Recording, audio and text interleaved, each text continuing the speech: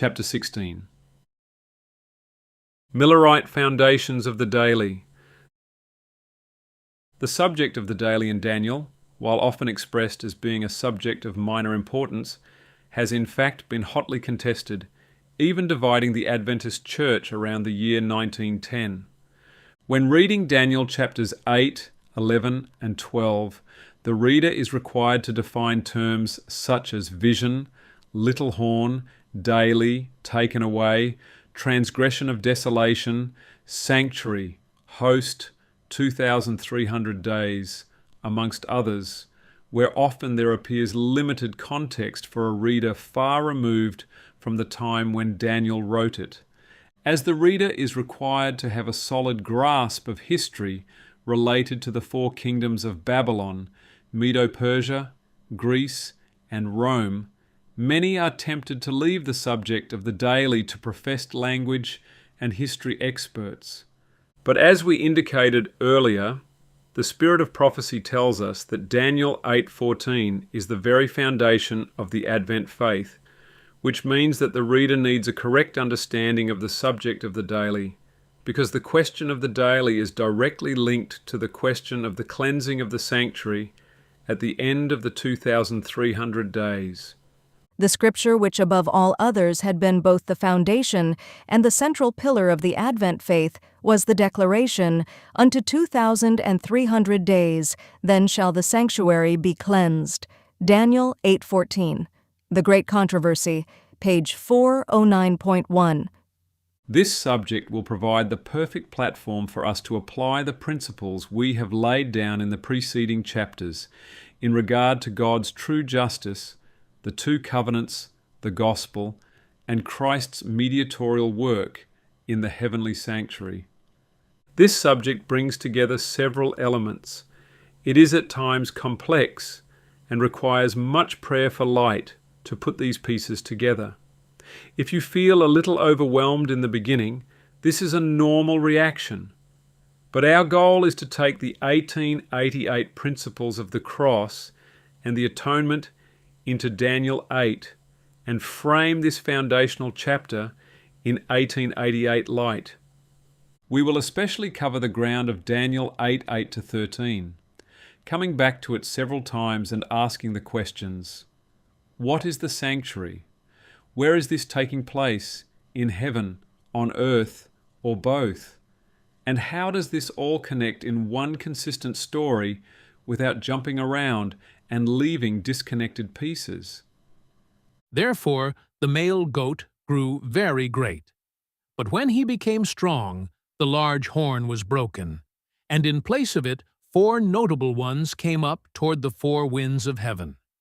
And out of one of them came a little horn, which grew exceedingly great toward the south, toward the east, and toward the glorious land.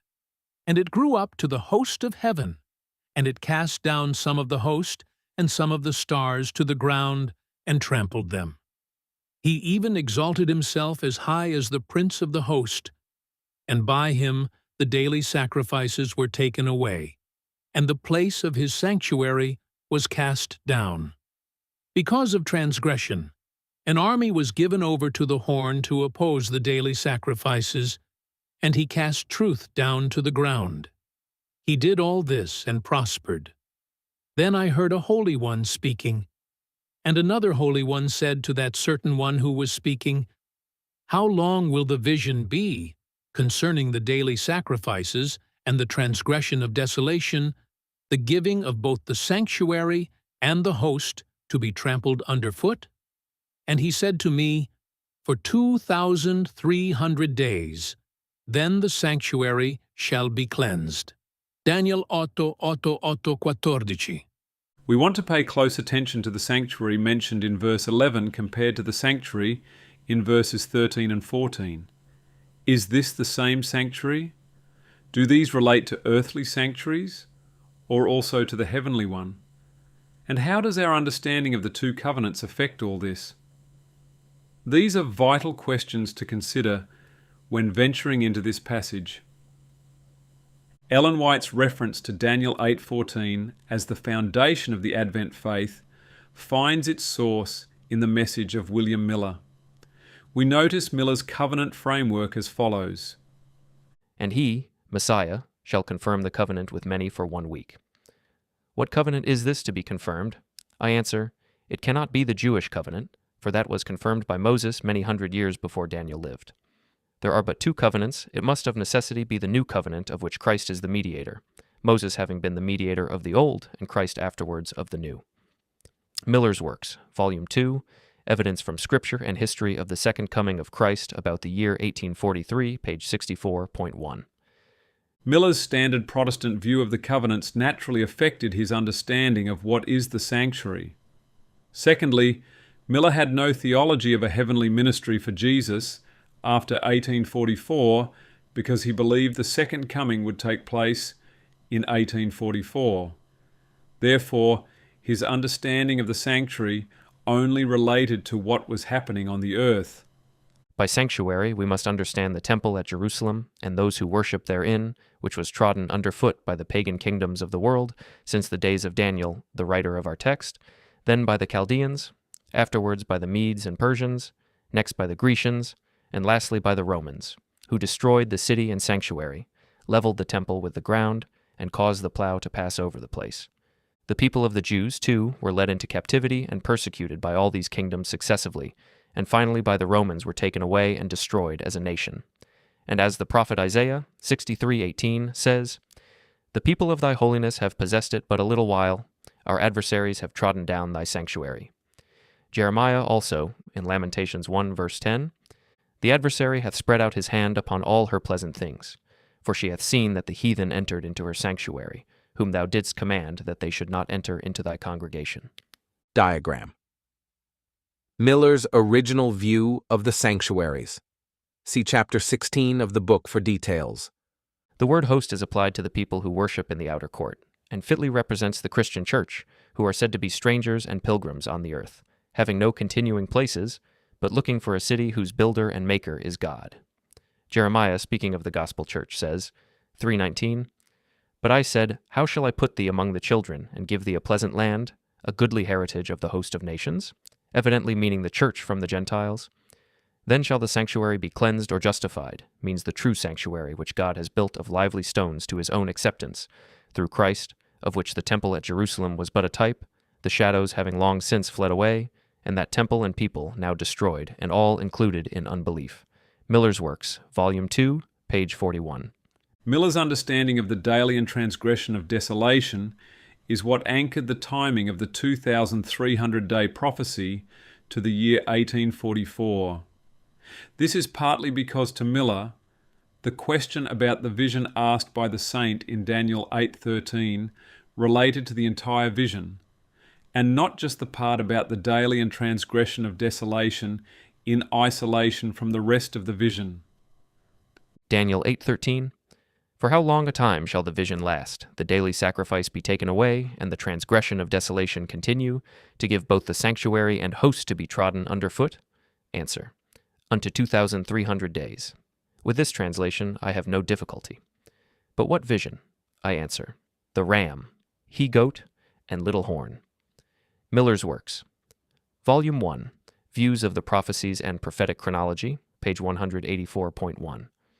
Therefore, Miller saw the principle of paganism trampling the church throughout the time of the ram, the he-goat, and the little horn. It is this line of thought which provided the framework for Miller's understanding of Daniel 8:13-14. Notice how Miller connects the terms daily and transgression of desolation. First, the daily sacrifice. This may be understood by some to mean the Jewish rites and ceremonies, and by others, the pagan rites and sacrifices. As both Jews and pagans had their rites and sacrifices both morning and evening, and their altars were kept smoking with their victims of beasts, and their holy fire was preserved in their national altars and temples devoted to their several deities or gods. We might be at a loss to know which of these to apply this figurative expression to. Did not our text and context explain the meaning?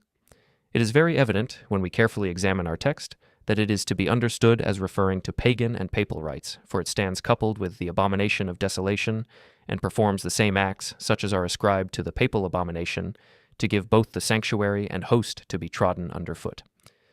William Miller, Miller's Works, Volume 2, page 41. Diagram: Miller's Sanctuaries in the Old and New Covenant. See Chapter 16 of the book for details. Millerite preacher Josiah Litch explains how the Adventists connected the terms daily and transgression of desolation. The daily sacrifice is the present reading of the English text, but no such thing as sacrifice is found in the original. This is acknowledged on all hands. It is a gloss or a construction put on it by the translators. The true reading is, the daily and the transgression of desolation, daily and transgression being connected together by and, the daily desolation and the transgression of desolation. They are two desolating powers, which were to desolate the sanctuary and the host. Prophetic Expositions, Volume 1, page 127. It is the word desolation which was understood to be connected to both the daily and transgression. The word sacrifice does not exist in the text, and Ellen White was shown that these pioneers had the correct understanding of this. Then I saw in relation to the daily, Daniel 8:12, that the word sacrifice was supplied by man's wisdom and does not belong to the text, and that the Lord gave the correct view of it to those who gave the judgment hour cry. When union existed before 1844, nearly all were united on the correct view of the daily. But since 1844, in the confusion, other views have been embraced, and darkness and confusion has followed. The Lord showed me that time had not been a test since 1844, and that time will never again be a test. Present Truth, November 1st, 1850, paragraph 12, 13.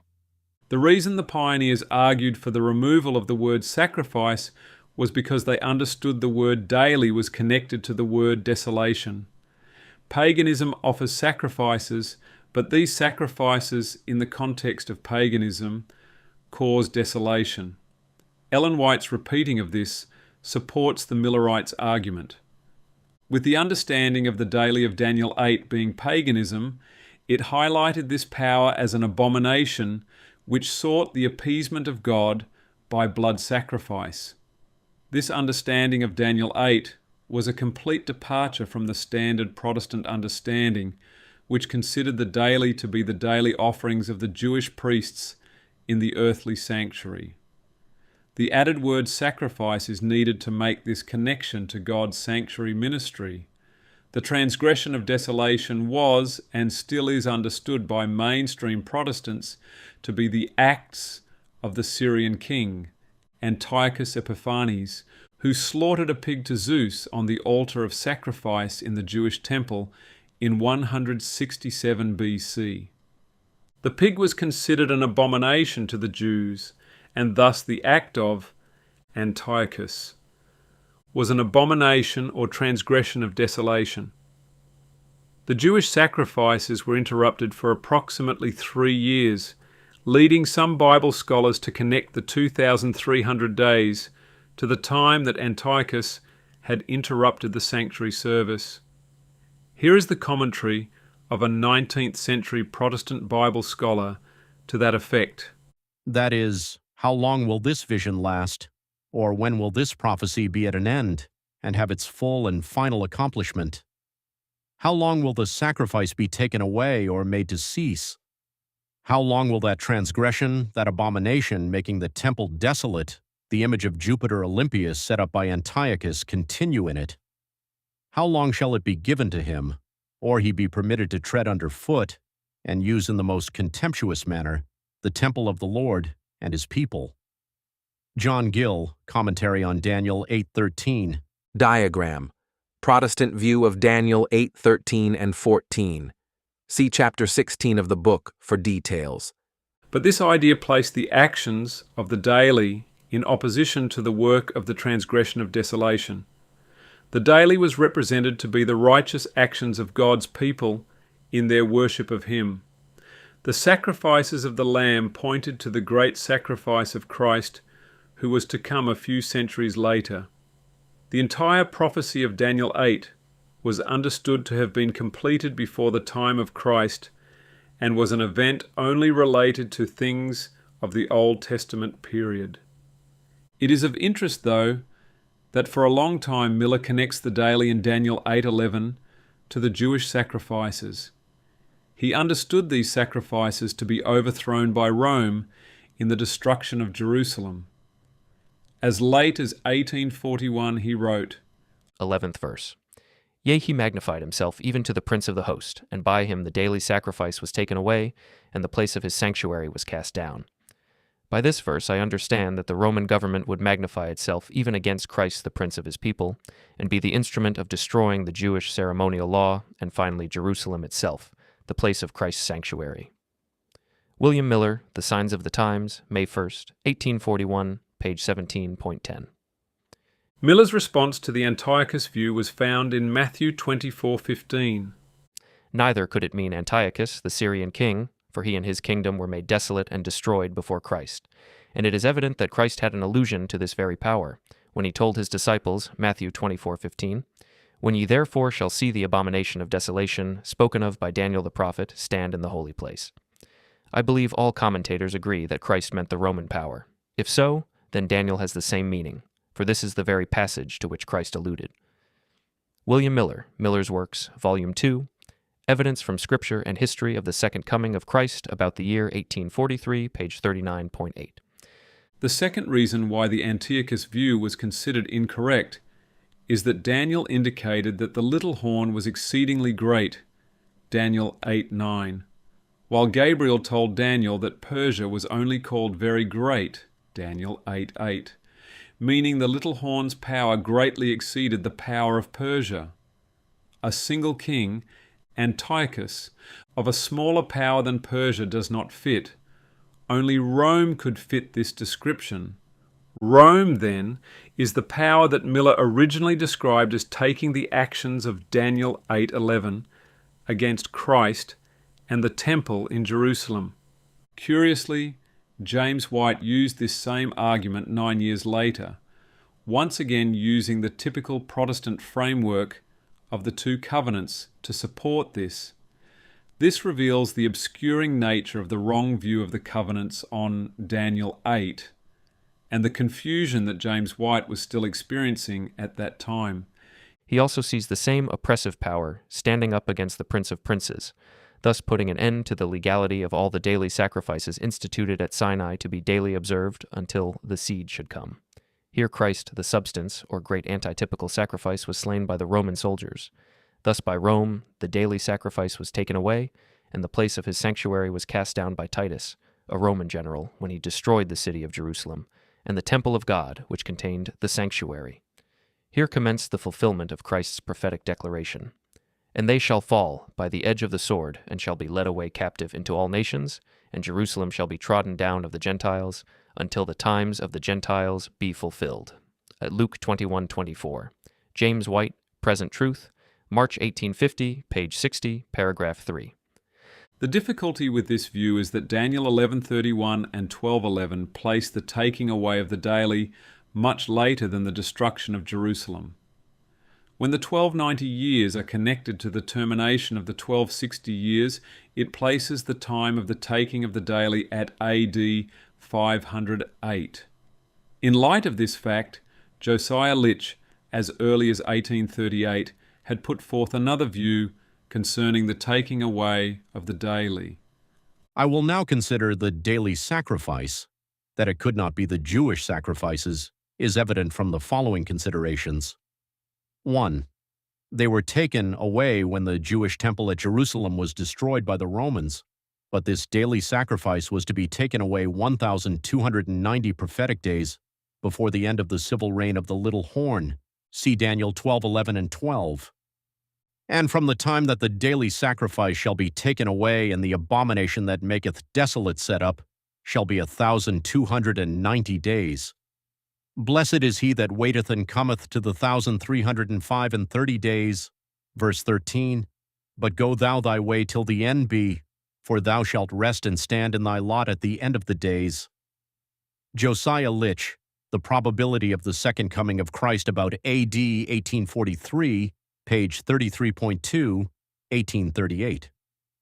What then was the sanctuary that was cast down in his view? By him the daily, the word sacrifice not being in the original. This term is of frequent occurrence in the book of Daniel, and it will be necessary to ascertain its true meaning. What then did the anti-Christian or papal abomination remove to make way for itself? What was it that let or hindered until he was taken out of the way? I answer, paganism. For, although the empire was nominally Christian most of the time from the days of Constantine, yet paganism continued to maintain itself in Rome, and pagan sacrifices were offered there until the conversion of the Ostrogoths to Christianity about AD 508, since which time we have no account of any public pagan sacrifices being offered in the city of Rome. The place of paganism's sanctuary was then cast down, and in its place a new system of idolatry was set up, viz., the worship of saints and images. Josiah Litch, an address to the public and especially the clergy, page 81.2, 1841. Sometime before 1843, William Miller settles on this conclusion also. Was paganism taken away by the Roman civil power? We present the following statement of the most important and well-known transactions in the history of the Church and the world, which we believe to be intended by this prophecy. It refers to Constantine, the first Christian emperor. A.D. 324, his first act of government was the dispatch of an edict throughout the empire, exhorting his subjects to embrace Christianity. Crowley, page 55. What can be meant by the sanctuary of paganism? Paganism and error of every kind have their sanctuaries as well as truth. These are the temples or asylums consecrated to their service. Some particular and renowned temple of paganism may, then, be supposed to be here spoken of. Which of its numerous distinguished temples may it be? One of the most magnificent specimens of classic architecture is called the Pantheon. The name signifies the temple or asylum of all the gods. The place of its location is Rome, Goodrich's Universal His, and Guthrie's Geog, page 606. The idols of the nations conquered by the Romans were sacredly deposited in some niche or apartment of this temple, and in many cases became objects of worship by the Romans themselves. Could we find a temple of paganism that was more strikingly his sanctuary? Was Rome, the city or place of the Pantheon, cast down by the authority of the state? Quote, then offered in the affirmative of paganism being the sanctuary cast down. Apollos Hale, The Second Advent Manual, page 68, 1843. This is the view that became the standard position for Adventism as penned into Uriah Smith's Daniel and Revelation. Therefore, the sanctuary of Daniel 8:11 was understood as the pagan pantheon of gods in Rome, while the sanctuary of Daniel 8:14 transitioned from Miller's Christian church view before 1844 to the heavenly sanctuary after 1844. We will next examine the history of how Adventism transferred its focus to the heavenly sanctuary, and what was the essence of Christ's ministry there.